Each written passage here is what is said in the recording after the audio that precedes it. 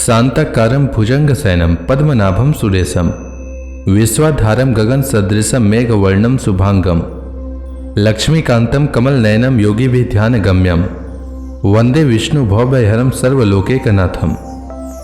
मंगलम भगवान विष्णु मंगलम गरुड़ध्वज मंगलम पुंडरीकाक्ष मंगलाय तनोहरि। ओम नमो भगवते वासुदेवाय।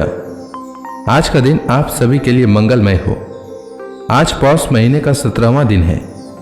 आइए सुनते हैं पौष मास कथा का 17वां अध्याय। सूत जी कहते हैं, सौनक जी, पांडवों के महाप्रयाण के पश्चात भगवान के परम भक्त राजा परीक्षित श्रेष्ठ ब्राह्मणों की शिक्षा के अनुसार पृथ्वी का शासन करने लगे। उनके जन्म के समय ज्योतिषियों ने उनके संबंध में जो कुछ कहा था, वास्तव में वे सभी महान गुण उनमें विद्यमान थे। उन्होंने उत्तर की पुत्री इरावती से विवाह किया। उससे उन्होंने जन्मेजय आदि 4 पुत्र उत्पन्न किए तथा कृपाचार्य को आचार्य बनाकर उन्होंने गंगा के तट पर 3 अश्वमेध यज्ञ किए, जिनमें ब्राह्मणों को पुष्कल दक्षिणा दी गई। उन यज्ञों में देवताओं ने प्रत्यक्ष रूप में प्रकट होकर अपना भाग ग्रहण किया था। एक बार दिग्विजय करते समय उन्होंने देखा कि शूद्र के रूप में कलयुग राजा का वेश धारण करके एक गाय और बैल के जोड़े को ठोकरों से मार रहा है। तब उन्होंने उसे बलपूर्वक पकड़कर दंड दिया। सौनक जी ने पूछा, महाभाग्यवान सूत जी, दिग्विजय के समय महाराज परीक्षित ने कलयुग को दंड देकर ही क्यों छोड़ दिया, मार क्यों नहीं डाला? यदि यह प्रसंग भगवान श्री कृष्ण की लीला से अथवा उनके चरण कमलों के मकरंद रस का पान करने वाले रसिक महानुभावों से संबंध रखता हो तो अवश्य कहिए।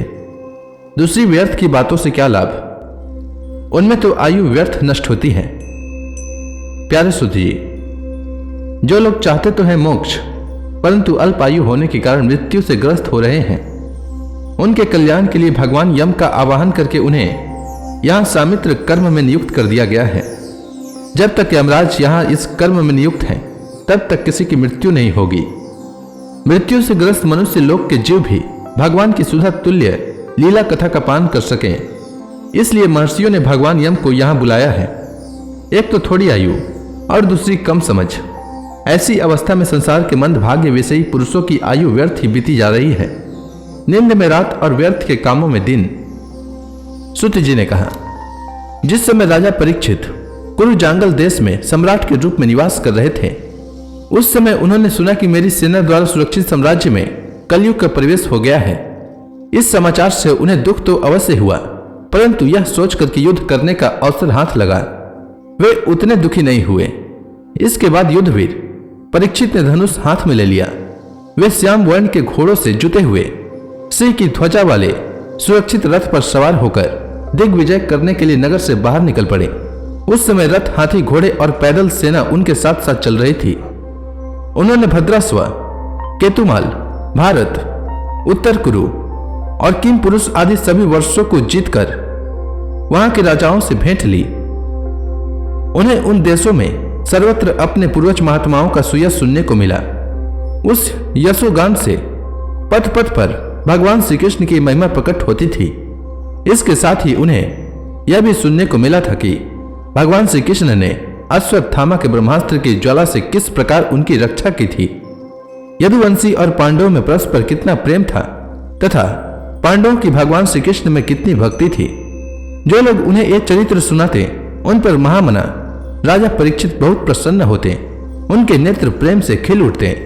वे बड़ी उदारता से उन्हें बहुमूल्य वस्त्र और मणियों से हार उपहार में देते थे। वे सुनते कि भगवान श्री कृष्ण ने प्रेम परवश होकर पांडवों के सारथी का काम किया, उनके सभासद बने, यहां तक कि उनके मन के अनुसार काम करके उनकी सेवा भी की। उनके सखा तो थे ही, दूत भी बने।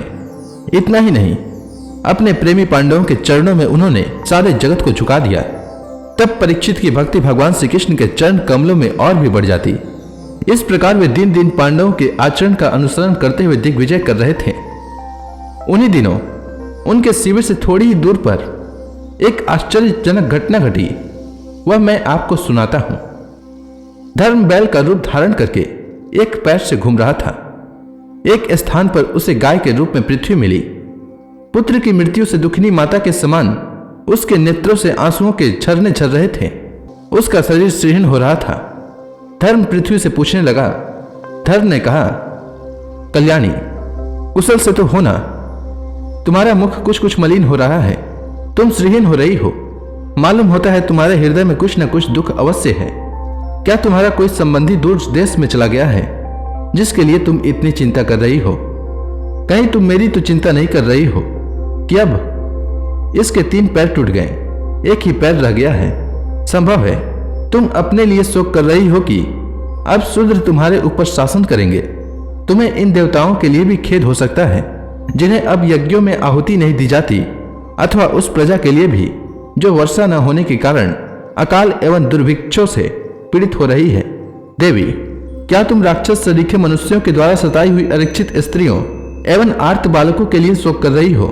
संभव है विद्या अब कुकर्मी ब्राह्मणों के चुंगल में पड़ गई है और ब्राह्मण विप्रह द्रोही राजाओं की सेवा करने लगे हैं, और इसका तुम्हें दुख हो।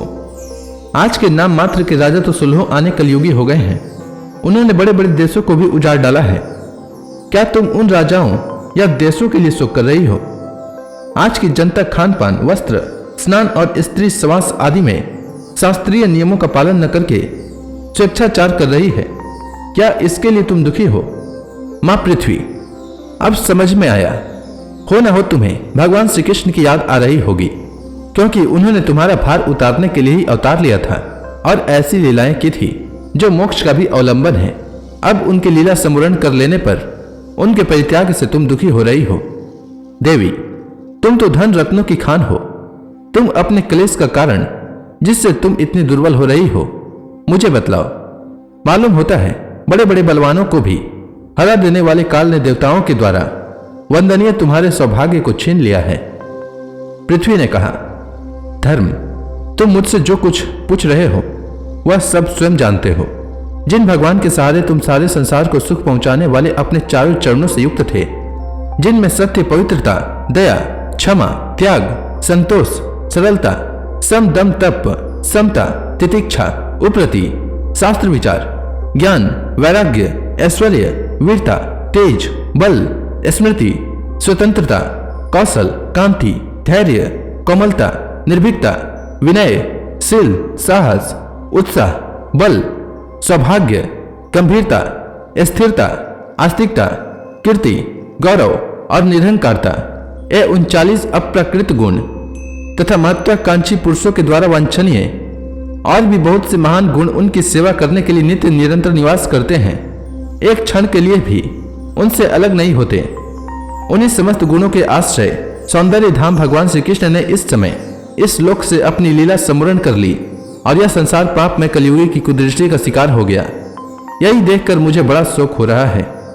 अपने लिए, देवताओं में श्रेष्ठ तुम्हारे लिए देवता, पितर, ऋषि, साधु और समस्त वर्णों तथा आश्रमों के मनुष्यों के लिए मैं शोकग्रस्त हो रही हूँ, जिनका कृपा कटाक्ष प्राप्त करने के लिए ब्रह्मा आदि देवता भगवान के शरणागत होकर बहुत दिनों तक तपस्या करते रहे। वही लक्ष्मी जी अपने निवास स्थान कमल वन का परित्याग करके बड़े प्रेम से जिनके चरण कमलों की सुभग छत्र छाया का सेवन करती हैं, उन्हीं भगवान के कमल, वज्र, अंकुश और ध्वजा आदि चिन्हों से युक्त श्री चरणों से विभूषित होने के कारण मुझे महान वैभव प्राप्त हुआ था और मेरी तीनों लोकों से बढ़कर शोभा हुई थी। परंतु मेरे सौभाग्य का अब अंत हो गया। भगवान ने मुझ अभागिनी को छोड़ दिया। मालूम होता है मुझे अपने सौभाग्य पर गर्व हो रहा था, इसलिए उन्होंने मुझे यह दंड दिया है। तुम अपने 3 चरणों के कम हो जाने से मन ही मन कुढ़ रहे थे, अतः अपने पुरुषार्थ से तुम्हें अपने ही अंदर पुनः सब अंगों से पूर्ण एवं स्वस्थ कर देने के लिए वे अत्यंत रमणीय श्याम सुंदर विग्रह से यदुवंश में प्रकट हुए और मेरे बड़े भारी भार को, जो असुरवंशी राजाओं की सैकड़ों अक्षोहिणियों के रूप में था, वह नष्ट कर डाला, क्योंकि वे परम स्वतंत्र हैं, जिन्होंने अपनी प्रेम भरी चितवन, मनोहर मुस्कान और मीठी मीठी बातों से सत्यभामा आदि मधुमयी माननीयों के मन के साथ धीरज को भी छीन लिया था और जिनके चरण कमलों के स्पर्श से मैं निरंतर आनंद से पुलकित रहती थी। उन पुरुषोत्तम भगवान श्री कृष्ण का विरह भला कौन सा सकती है। धर्म और पृथ्वी इस प्रकार आपस में बातचीत कर ही रहे थे कि उसी समय राजर्षि परीक्षित पूर्व वाहिनी सरस्वती के तट पर आ पहुंचे। तो इसी के साथ यह अध्याय समाप्त हुआ। इसके आगे की कथा मैं कल के अध्याय में सुनाऊंगा। तब तक के लिए भगवान हरि का नाम लेते रहें। तो प्रेम से बोलिए भगवान विष्णु की जय, श्री कृष्ण भगवान की जय। समस्त देवी देवताओं की जय।